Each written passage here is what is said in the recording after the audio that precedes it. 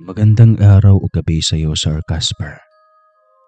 Ang kwentong ito ay tunay kong karanasan. Itago niyo na lang ako sa pangalang Ramon at ito ang aking kwento.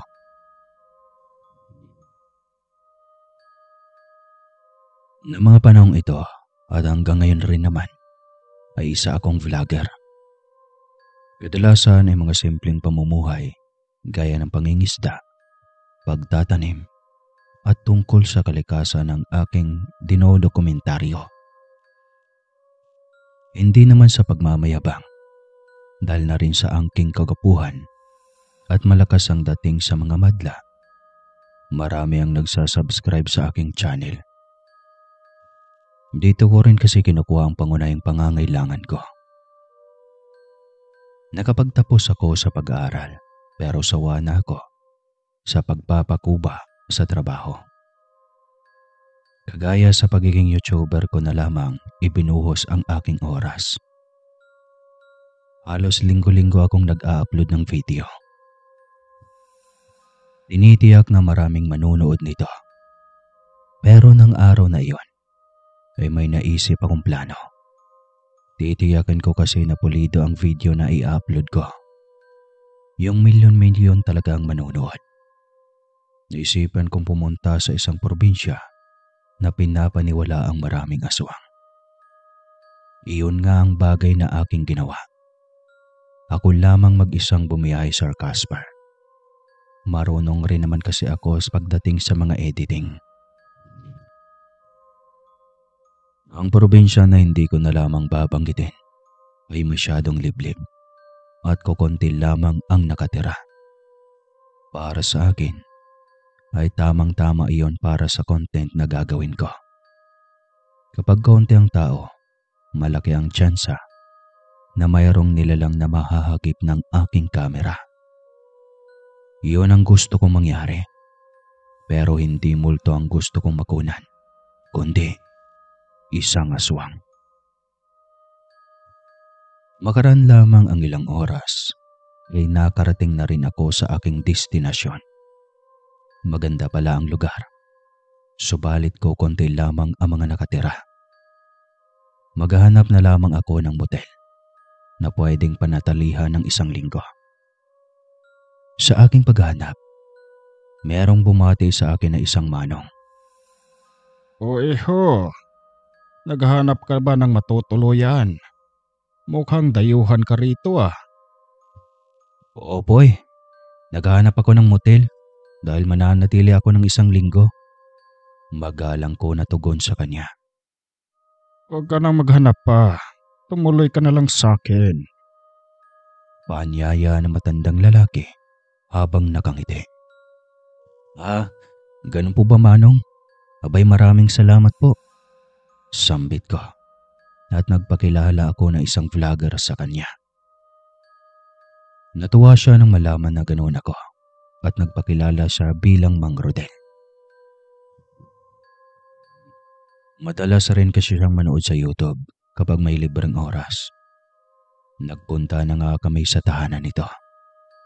Maliit lamang ang bahay nito, ngunit komportableng tirahan. Nalaman ko na mag-isa lang pala ito sa buhay. Umanaw na raw kasi ang kanyang asawa nang dahil sa malalang sakit at wala silang naging anak. Kaya ilang taon na rin raw malungkot ang kanyang buhay. Umaari nga lang raw ay gusto na niyang kunin ng nasa itaas. Mga Rodel, huwag niyong sabihin iyan. Hanggat buhay pa ay may pag-asa pa. Sambit ko sa kanya. Napangiti na lamang ang matandang lalaki. Mukhang napagtanto nito na tama ang sinabi ko. Gusto mo bang kumain iho? Ipagluluto kita. Nakakahiyaman po pero opo, gusto kong kumain. Tugon ko sa kanya. Sige iho, maghintay ka lang dito. Ipagluluto kita ng adobong baboy. Sambit ng matandang lalaki. Samantalang ako ay nilibot ang mga mata sa loob ng bahay. Isa lang ang napapansin ko sa tahanan. Wala itong kahit isa man lang na santo o kahit na rosaryo na nakasabit. Pero naisip ko na baka iba lang ang relihiyon ni Mang Rodel. Baka hindi lang nito hilig na maglagay ng ganon. Samantala, dumating na ang hindi inaasahan ko kung saan ay narinig kong sumigaw si Mang Rodel. Dahil dito ay pinuntahan ko ang matandang lalaki. Nakita ko na nanginginig ito sa takot. Kaya naman tinanong ko siya. Anong nangyari, Mang Rodel? Nakita ko na naman siya. Tugon nito. Dahil dito ay napakunot ang noo ko. Sino pong siya? Ang aswang. Iho. Kung hindi mo alam, maraming aswang rito, iho. Ang isa ay galit na galit sa akin. Hindi na ako nagulat pa sa inihiyag nito dahil expected ko na iyon. Kaya tinanong ko na lamang kung sino-sino ang mga ganong ori. Hindi naman raw alam ng matandang lalaki. Hindi pa raw matukoy kung sino. Magaling kasi silang magpanggap at magtago ng tunay na katauhan. Dahil dito ay napasabi na lamang ako sa kanya na tutuklasin ko kung sino iyon. Mag-iingat ka, iho. Mahirap na kalaban ang mga aswang. Paalala sa akin ng Mang Rodel. Opo, mag-iingat naman po ako, Manong. Tugon ko sa kanya. Nasilayan ko naman na nakahinga na ito ng maluwag matapos kong sabihin iyon.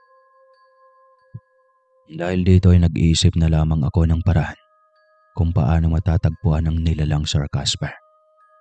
Iyon ay walang iba kundi ang huntingin ito. Kaya naman noong pangalawang araw ko na sa bahay ng matandang lalaki, dito ko na sinubukan na hanapin ang aswang. Alam na rin ni Mang Rodel na iyon lamang ang sadya ko sa probinsya dahil nabanggit ko na iyon sa kanya. Pinag-iingat na lamang niya talaga ako. Alam niya kasi kung gaano ito kadelikado. Nagtungo ako sa kakahuyan Sir Casper. Doon ko sinubukan na maghanap. Mga bandang hapon iyon dahil alam ko na yung mga aswang ay sa ganong oras lumalabas. Nang makarating na rin ako roon, ay hinintay ko na lamang na maggabi na. Kaya naman inabot ako ng dilim roon. Maya-maya pa ay bigla akong nakarinig ng kaluskos. Para kasing may naglalakad sa may damuhan. Mabuti na lamang ay may dala akong flashlight at inilawan ko ang naturang ingay. Nagulantang ako ng may mamataan na nakakatakot na nilalang. Kaya naman dali-dali kong kinuha ang videocam ko at kinunan ito. Pero agad itong nagpalit ng direksyon. Para itong isang palaka na lumundag sa kabilang pwesto. Dahil dito ay bagya akong nanghinayang sapagkat hindi ko ito makunan-kunan. Natatakot rin ako syempre. Paano na lang kung hindi ba bigla na lamang itong lumundag patungo sa akin. Baka mamaya ay malapa pa ako. Agad ko namang naalala na may dala akong spray. Parang pepper spray ngunit gawa ito sa bawang. Bago kasi ako umalis ay gumawa ako nito. Kaya naman tiwalang-tiwala ako sa bagay na iyon, Sir Casper. Muli kong itinutok ang videocam nang makarinig ako ng kaluskos sa isang pwesto. Kagustuhan ko na magkaroon ng matibay na ebidensya upang ma-vlog ito at maipakita sa marami. Pero nang magpakita muli ang nilalang, ay bigla itong lumusob sa akin. Kaya ang nangyari ay nadapa ako. Ang buong akala ko na hanggang doon lang, ay doon ako nagkamali. Paano ba naman kasi? Pinagkakalmot ako ng nilalang. Mabuti na lamang ay nadukot ko kagad ang spray at winisikan ko sa mukha. Kaya ang nangyari ay nagtatatakbo ito, Sir Casper. Noong tignan ko ang videocam kung may naging record ako, nadismaya ako ng masilayan na blanco at hindi magandang pagkakakuha. Hindi man lang nahagip ang nilalang. Dahil dito ay naisipan ko na lamang na umuwi. Nang hinayang naman si Mang Rodel sa naging resulta ng pakikipagbaka ko. Sayang, iho. Aswang na sana eh. Pero hayaan mo na. May natitira ka pa namang ilang araw para makuhanan ng aswang na yon.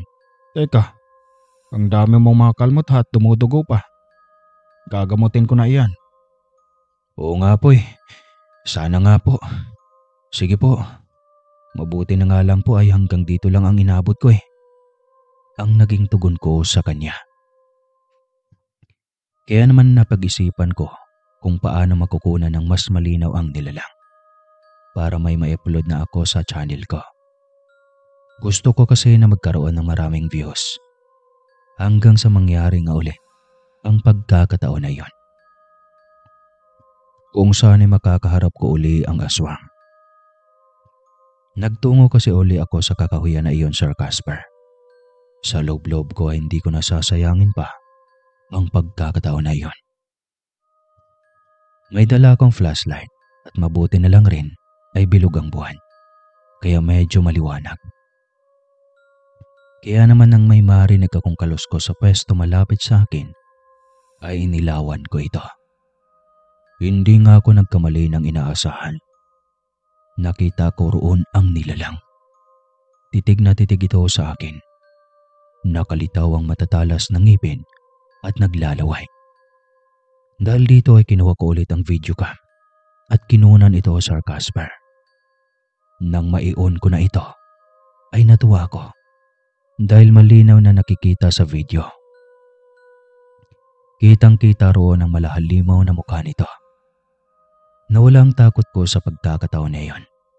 Alam ko na magkakaroon ako ng maraming views. At ibig sabihin lang rin ito ay magkakaroon rin ako ng mas maraming pera. Nakuhanan ko nga ng maayos ang nilalang. Ngunit nagulat ako nang magsalita ito.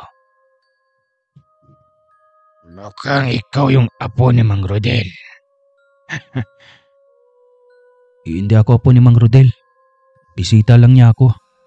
Kinakabahang tugon ko sa kanya. Huwag ka nang magkaila pa. Mananagot ka sa akin. Magbabayad ka. Teka, sino ka ba? Ano bang kasalanan ko sa iyo? Takot na tanong ko sa kanya. Ngumisi naman ang nilalang habang nagsasabing, Ikaw ay walang kasalanan sa akin.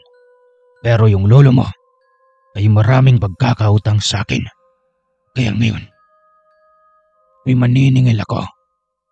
Unahin ko muna ang mga mahal niya sa buhay. Sabi ngang hindi niya po ako apo. Bisita niya lang ako. Nang mapansin ko na lulusob na sa akin ang nilalang, ay dali-dali na akong tumakbo, Sir Casper. Habang tumatakbo nga ako, ay patuloy pa rin niya akong hinahabol. Mukhang gusto talaga akong patayin ito. Sa kasamang palad pa hindi ko dala ang katas ng bawang. Kaya wala akong maipanglaban sa kanya, kundi ang pagtakbo na lamang. Mabuti na lamang na mga oras na yon ay malapit na ako sa kubo ni Mang Rodel. Kaya mas binilisan ko na lamang ang pagtakbo. Hanggang sa makapasok na rin ako sa wakas sa kubo ni Mang Rodel nang ligtas. Oh, kumusta yung lakad mo, iho? Pawis na pawis ka at namumutla pa. Tanong sa akin ni Mang Rodel. Inahabol po ako ng aswang at ang sabi niya, may kasalanan nga raw po kayo sa kanya. Nang matapos kong sabihin iyon, napansin ko na napatahimik si Mang Rodel. Namumutla pa ito. Parang napagtanto niya na meron nga siyang kasalanan. Napansin ko rin na nanginginig ang kanyang mga kalamnan. Ninenerbiyos siya. Hanggang sa inamon niya sa akin na mayroon nga siyang pagkakasala sa aswang na yon. Pinatay niya raw ang anak nito na dalaga at ginahasa pa. Bakit niyo po iyon nagawa? Sindak na tanong ko sa kanya. Hindi ko akalain na ganun pala kasama ang matandang lalaki. Wala kasi sa itsura nito. Adik kasi ako dati, iho. Pero ngayon ay nagbagong buhay na ako. Matagal ko na ring tinilikuran ng masamang gawain tulad niyon. Paliwanag niya pa sa akin. Nang malaman ko iyon ay natakot ako kay Mang Rodel.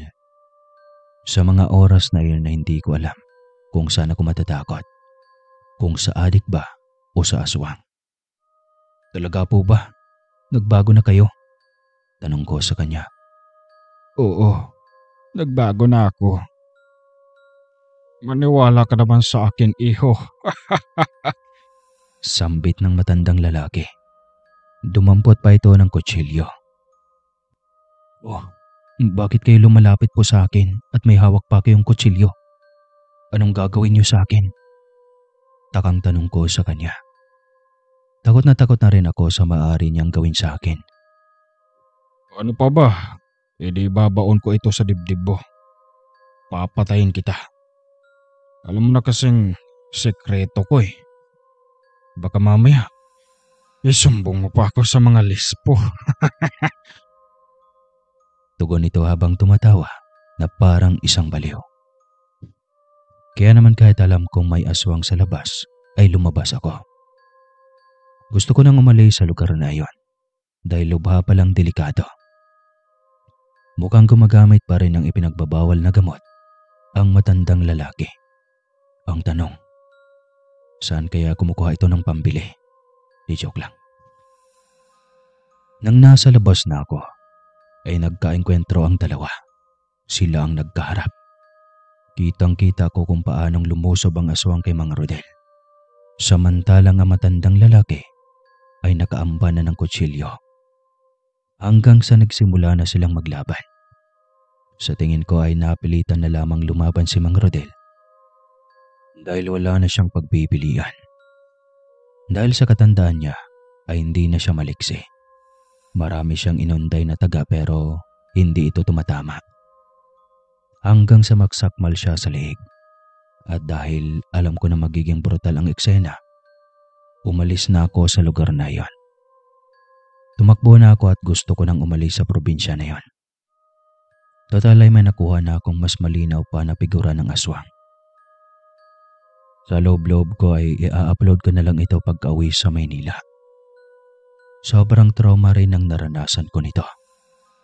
Hindi ko akala na talagang totoo ang ganong uri. Parang hindi ka panipaniwala. Pero totoong meron palang nag-i-exist na ganito.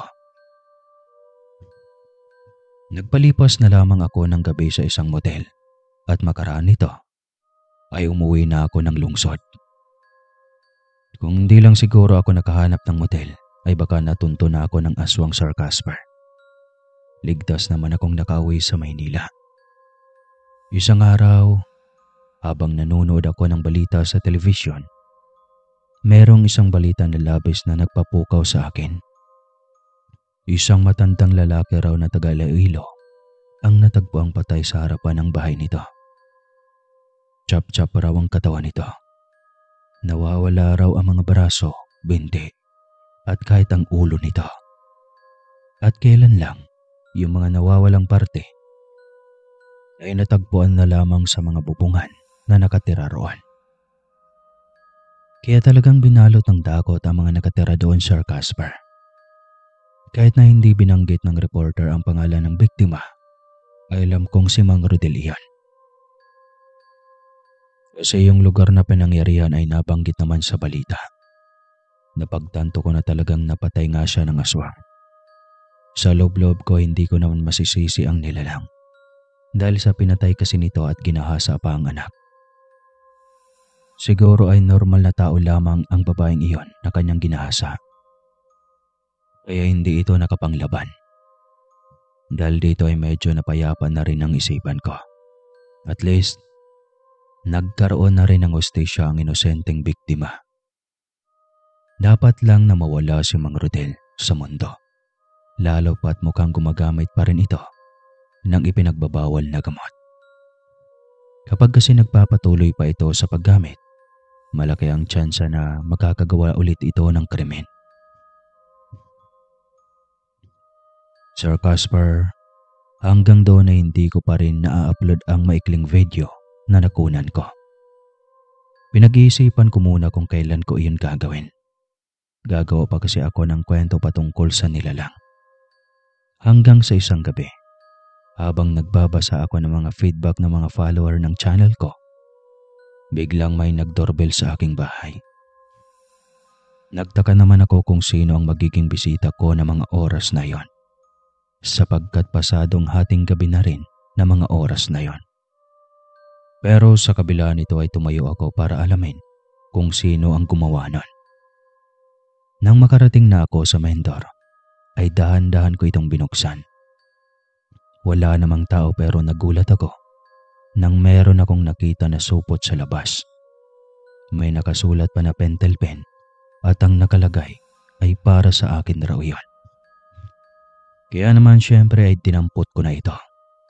Napansin ko na marami palang supot iyon. Siguro ay nakabending plastic ang binuksan bago ko tuluyang makita ang laman nito. Laking sindak ko sa nasilayan ko. Paano ba naman kasi? Puro mga tinadtad na daliri iyon ng tao, Sir Casper.